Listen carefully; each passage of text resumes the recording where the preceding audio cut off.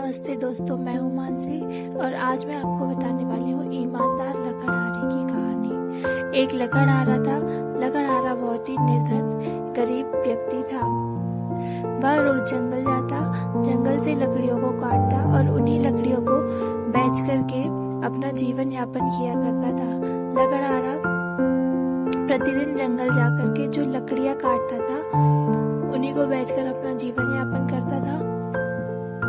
एक दिन जब लकड़हारा जंगल गया तो उसे कहीं लकड़ियां नजर नहीं आ रही थी, तो वो लकड़ियों को ढूंढते ढूंढते बहुत दूर चला गया। फिर उसे एक कुआं मिला जिसके पास में एक पेड़ लगा हुआ था जिसकी लकड़ियां बहुत ही सूखी थी।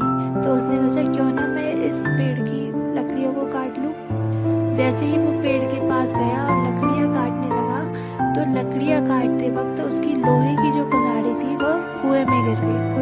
तो लकड़हारा बहुत रोने लगा कि अब तो मेरी कुल्हाड़ी चली गई है, अब मैं क्या करूं, कैसे मेरा जीवन यापन होगा, कैसे मैं रहूंगा।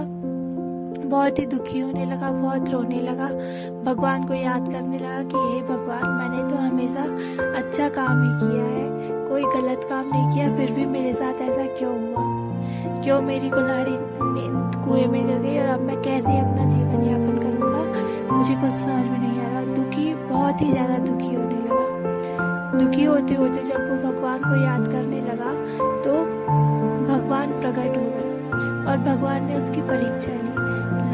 लकड़हारे की जो कुल्हाड़ी थी वह लोहे की थी, तो भगवान ने उसकी परीक्षा ली। भगवान ने कहा कि जैसे ही भगवान आए तो भगवान ने उससे पूछा, बताओ तुम्हें क्या परेशानी है। उसने कहा, भगवान, मेरी जो कुल्हाड़ी है वो कुएं के अंदर गिर गई है और उसके बिना मेरा कुछ भी काम नहीं हो सकता, मुझे वह कुल्हाड़ी चाहिए। तो भगवान ने कहा कि तुम फिक्र मत करो, मैं तुम्हें वो कुल्हाड़ी ला करके देता हूँ।